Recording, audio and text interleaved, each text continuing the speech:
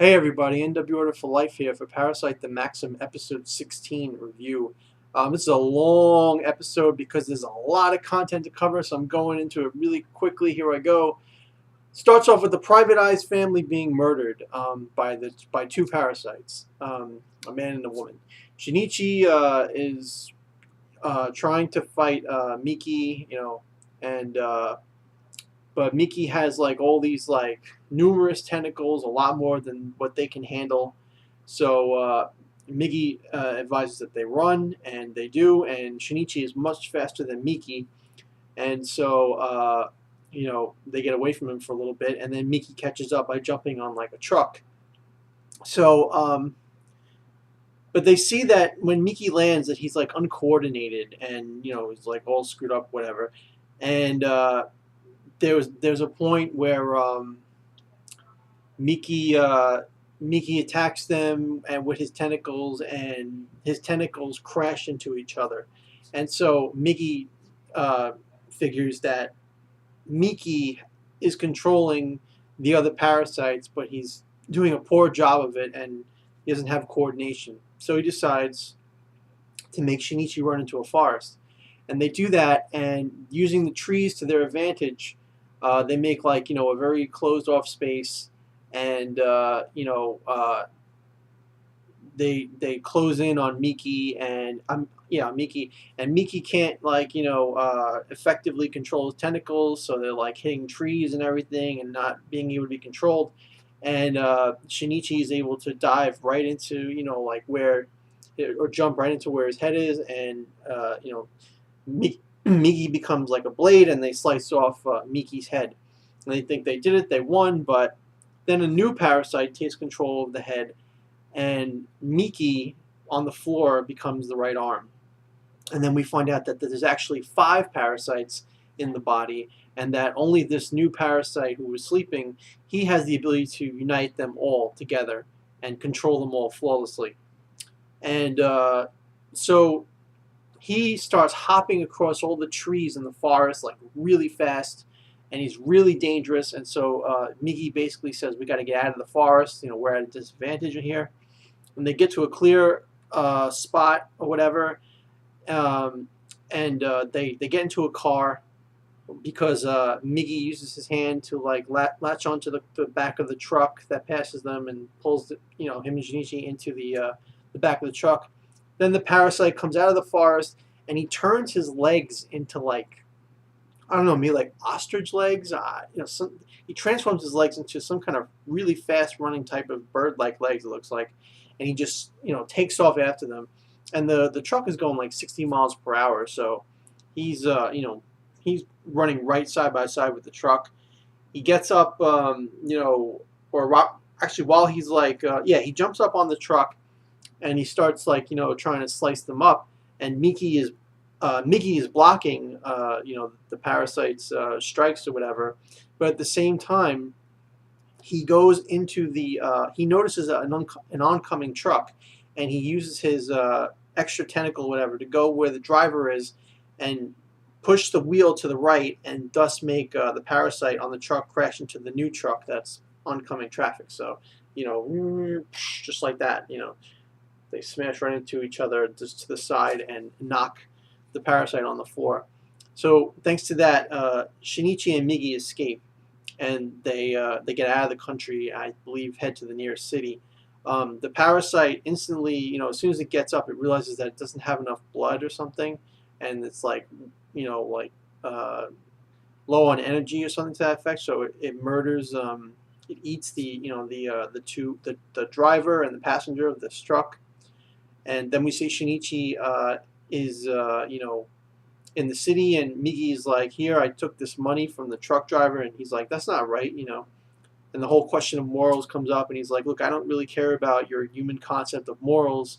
Our number one priority is survival. I'll do whatever it takes to survive, even if it means stealing. So get over it."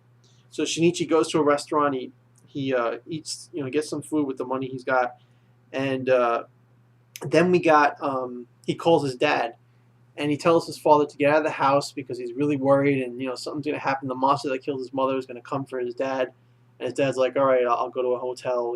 I'll keep in touch or whatever. And so that was good that his dad understood that. And let's see.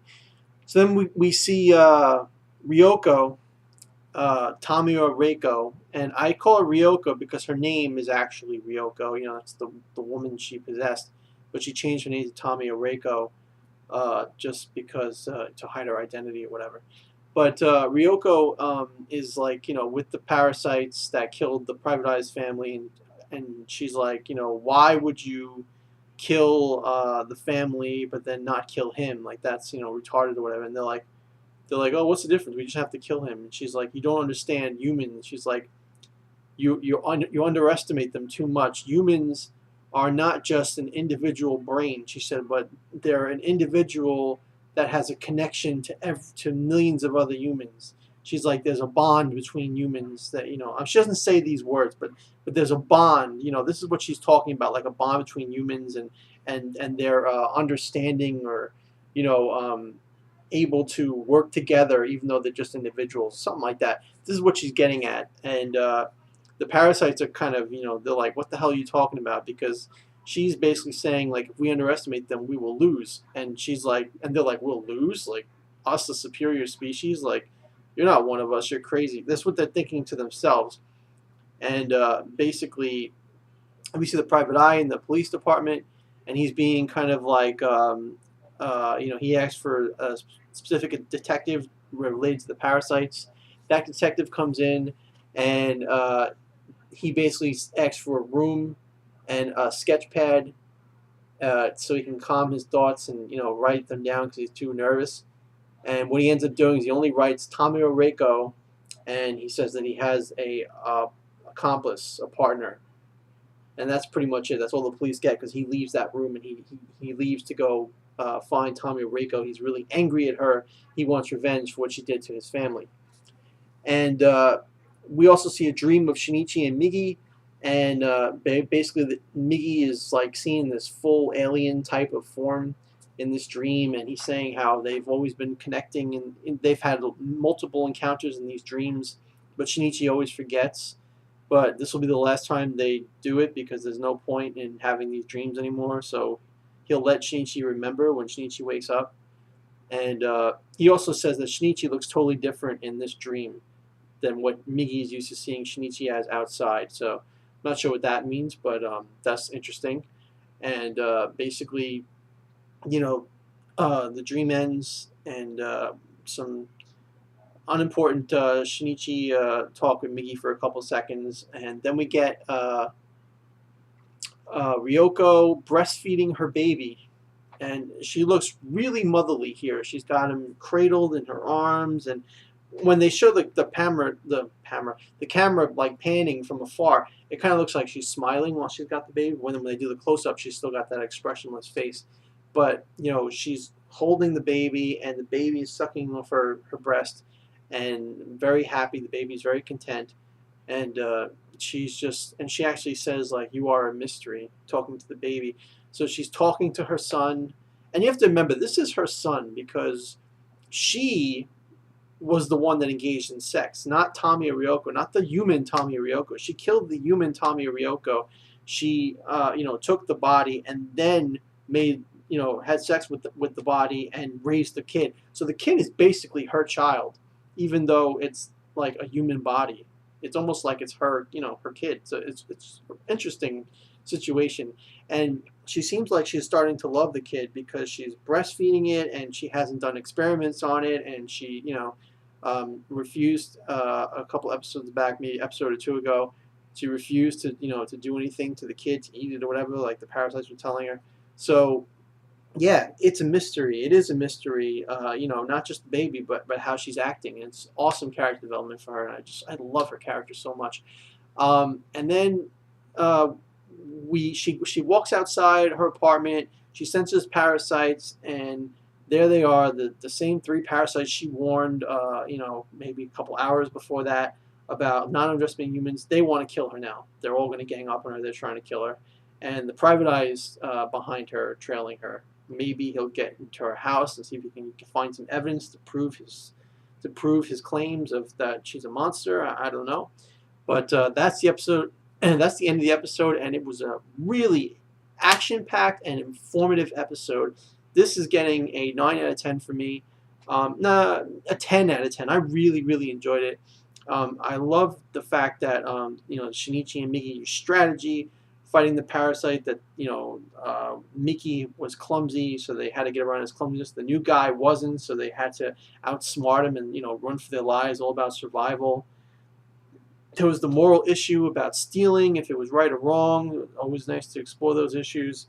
And then there was, of course, Ryoko, which is, I love her character again, and how she's like, is she more human, or is she more parasite? Is she just a creature trying to go beyond the parasite human comparison and try to make her own existence like more meaningful than just the rest of the herd? Like, it's just a great story, and I just love it. And now we've got the private eye seeing if he's going to do harm to her, seeing if the parasites are going to try to kill her. So what's going to happen? Action packed, suspenseful, awesome anime. 10 out of 10. Please let me know what you think in the comments below about Ryoko and the fights and what's going to happen in the future.